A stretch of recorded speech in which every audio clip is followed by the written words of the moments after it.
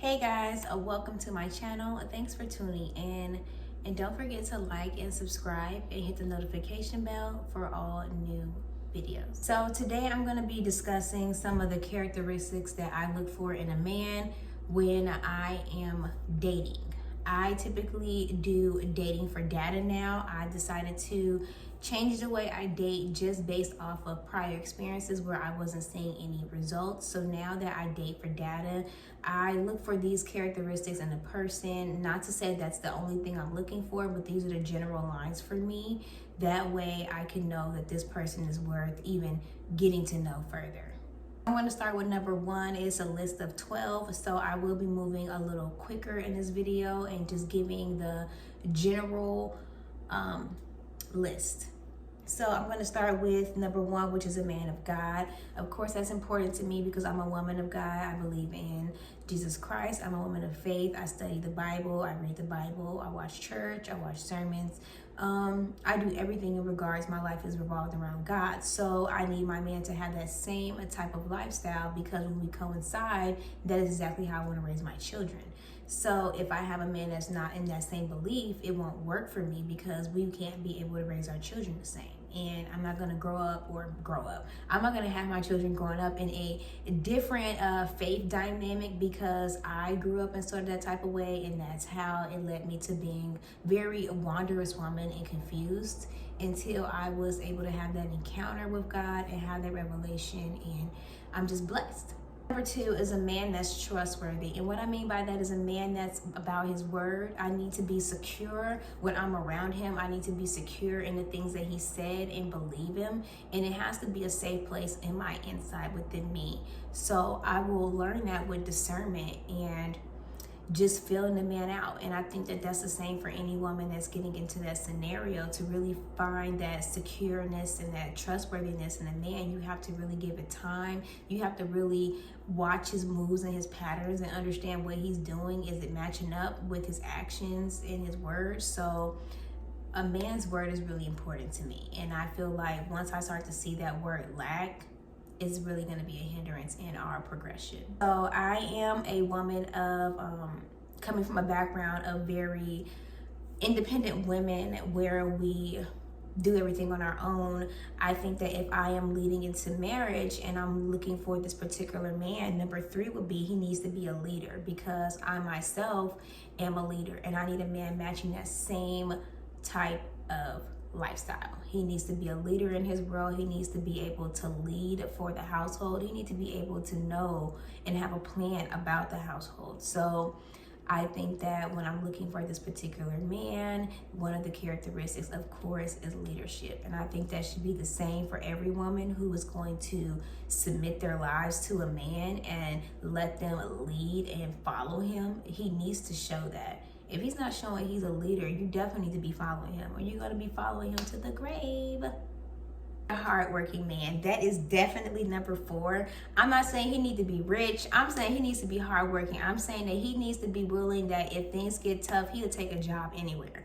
And I'm kind of like that. If I didn't have the scenario I was given and I had to go work at McDonald's, I would go work there because I know at this point in my life that stability is important and financial stability is important, and swallowing your pride of doing what you have to do for your family is a must for me when it comes to a man, as well as having that work ethic and being hardworking is going to show longevity in our future because I feel like it's going to produce good fruit. So I find a man that's hardworking very attractive because it just encourages me to be more hardworking.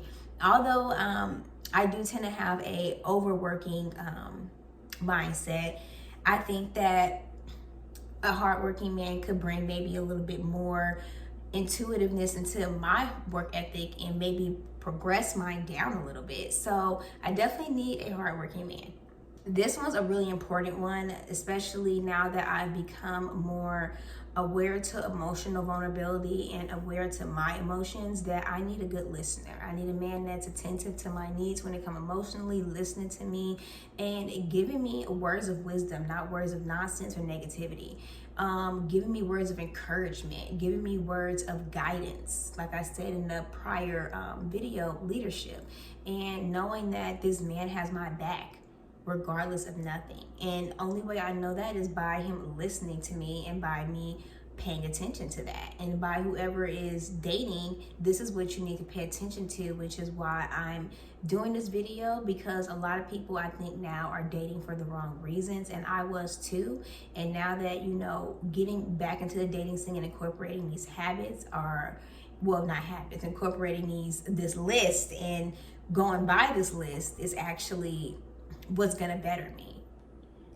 Number 6, needs to be giving.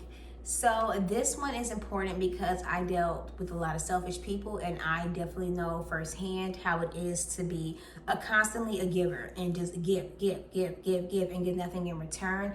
And that also shows us, you know, ladies, our lack of worth. And let's be honest, if we're continuously giving to someone that's not giving to us, it definitely is a show of, you know, our lack of self-worth. So when I learned that and overcame that, now that's one of my priorities on the list. Is he needs to be a giver. He needs to be willing to help me, you know, he needs to be willing to help others, he needs to be willing to help his family. If, you know, now that's it's more context to that with the family, because some people can be a little bit of a burden, but I'm saying he needs to be willing to help the community and people, because if I have someone who's not a giver, I'm going to be in a toxic relationship, or you may be in a toxic relationship. This is just really me giving you guys the breakdown on my list. That way it can help some of you women to create your list in a better way, because maybe some of the things that are on my list that are important are not on your list that should be. So I definitely wanted to post this. So like I said, number 6 is need to be giving, and that's important because you need your husband to always be willing to give. Because let's look at it this way. If you're in a relationship and you're always the one giving, it becomes one-sided, and then you can become very vengeful and just very disrespectful toward them, and that can just bring a lash in between. So both need to be giving, but you need to be looking for, is he giving, when you're looking for your characteristics in that man. Number 7 is patience. I think patience is important to have in a man, especially with the woman, because we fluctuate within emotions, through life, through given scenarios, and a man having that patience definitely stabilizes the woman, because I feel like when us women get into our emotions, we can lash out, we can be irrational, and we have to hone in on that and start being more emotionally intelligent. But when it comes to a man that you're putting into your life, you definitely want to make sure he's patient with that, because it's a natural thing for a woman to have that. So you need a man with patience, because if you get a man with no patience, he's going to wander off, he's going to be upset, it's going to cause arguments and conflict, and it's also going to start putting doubt and self-worth, negative thoughts in your mind. So I think that patience is really important. Number 8 is loving my flaws. So all of us women, we come with our own flaws, whether it's patience, you know, maybe a little bit of anger, a little bit of mouth, whatever the situation is, you come with your own flaws, and you need to make sure that man sees them, knows them, and is accepting them. Because if you're hiding who you are and you're hiding your flaws, and then you get into this relationship and now he's starting to unravel things that he didn't see before, and now he's backing off, it starts to reflect on your self-worth and your value, because you think it's something wrong with you, when truthfully, if you would have just let him know your flaws in the beginning, and if that was something he could not handle, he could back away, and you could know, okay, this man cannot handle who I truly am. That's not a thing with me, that's something with him. I'm going to move on to the next man who could handle that, or, you know, who chooses to accept your flaws, instead of hiding them, being scared of him seeing who you truly are, and then stepping in, then he do see, and then he leave you in the long run, which makes your heart more broken, because now you've really invested more into you. Well, you invested your heart into him, but truthfully, he didn't really invest his heart into the real you, because now that you are showing your flaws and he's running away, he was in love with the false you. So that's why I feel like showing those flaws out back is important. Like, this is me, and hey, are you taking it? Are you not? So I can move on.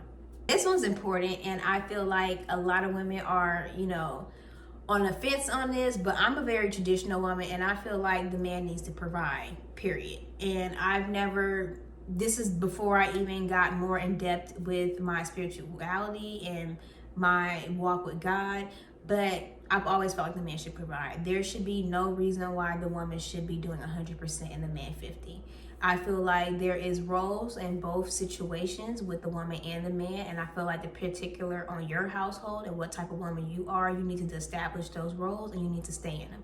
And I think that this is a topic that can go a little bit further on, but I feel like he needs to have the will to provide. Like, what happens when you're pregnant and you can't work, or you have a high risk pregnancy, or you get sick? He needs to be willing to provide, because that is the man's role. He's a provider.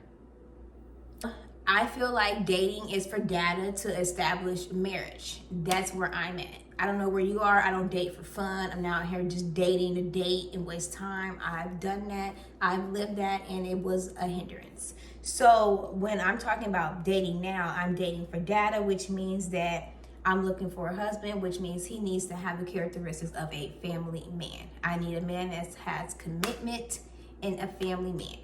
And what I mean by commitment, he needs to have commitment. He needs to be a faithful man, not just faithful when it comes to sexual, lust. He definitely needs to be sexually disciplined. But I mean faithfulness in himself. He has integrity, because if he has integrity, he understands the role of a husband. He understands the role of a family. He understands what that means and what that values, and what stepping out and allowing people in and messing up your marriage can do, and what cheating does, what the effect of breaking someone's heart does. So I need someone who really understands that, because I feel like for me, coming from the background I'm from and just being more vulnerable, I have had a lot of trauma come in that area of people breaking my heart. So I am more fragile on that area, which means that I have more of a guard there, which also means that I need the man that I'm with to understand that if we're stepping into this role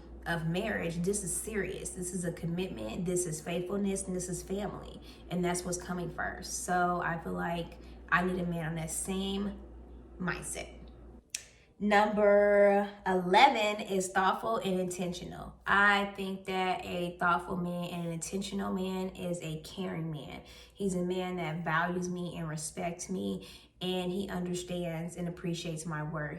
And I feel like once you have a man that's thoughtful and intentional, that means he's honoring you.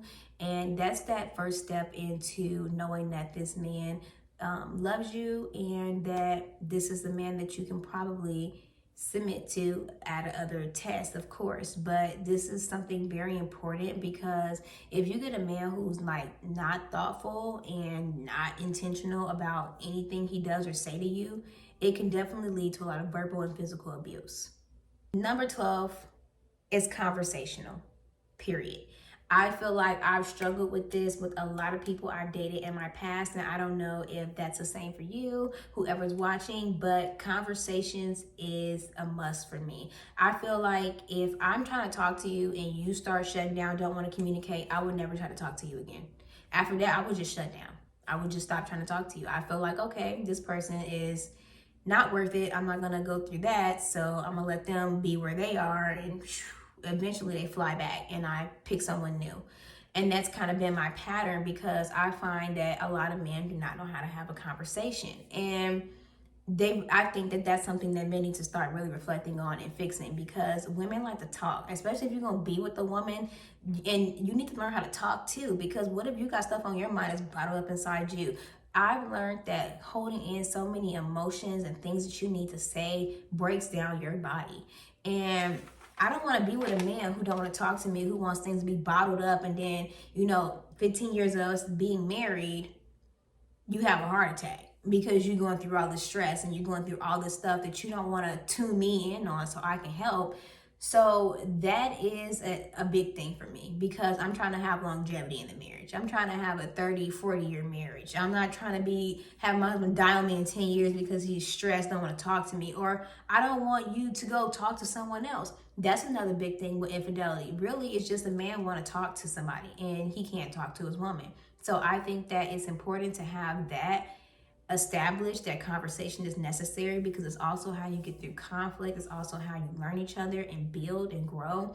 And if I can't be with someone that I can't talk to, if I can't talk to you, then it's just gonna make me start to wander, to be quite honest. I'm going to look for somebody to talk to. The Bible that helps me think about when I say conversational and thoughtfulness and intentional. This is a verse. It says, husbands, love your wife and be gentle with them. And this is in Colossians 3:19, chapter 3, verse 19. I feel that verse right there coincides with thoughtful, intentional, and conversational, because as our husband, or whoever's getting married, whoever's looking for marriage, as your woman looking for a husband, you definitely need them to have those three things, because we are gentle, we are the weaker vessel. We do need more emotional attention, we do need more conversation. And if we deny that and think that that's not important, that's what can lead to infidelity. That can lead to arguments, and that can lead anyone to go astray, because conflict and friction within the marriage is not a daily thing. It's supposed to be something that grows you and it develops you, not something that's stressing you and hindering you and your body wearing out, because the purpose of the conflict is to get you to speak and learn yourself and learn each other. And if we are not conversating and we're not being thoughtful and intentional so that we can come to each other with respect, then that what causes that friction. So I feel like being thoughtful, intentional, and conversation is one of the keys, which is what they say is communication. But all of that coincides, because even say for instance, if you're conversational, but you're not thoughtful with it, you're not intentional what you're saying, you're just speaking out of nowhere, which I said in one of my previous videos I suffered from, just speaking my mind too much truth, where I didn't have no filter. And that can lead to just miscommunication and just a lot of hurt feelings, because sometimes you can say things in a loving way and not a direct way, and that's being thoughtful and intentional. So that was where I wanted to really get in tune with the thoughtful and intentional and conversational part. And I really wanted to give you guys that scripture. And then it's another one, husbands, love your wife as Christ loved the church and gave himself for it. And I don't have the actual where that is, but that's a popular one.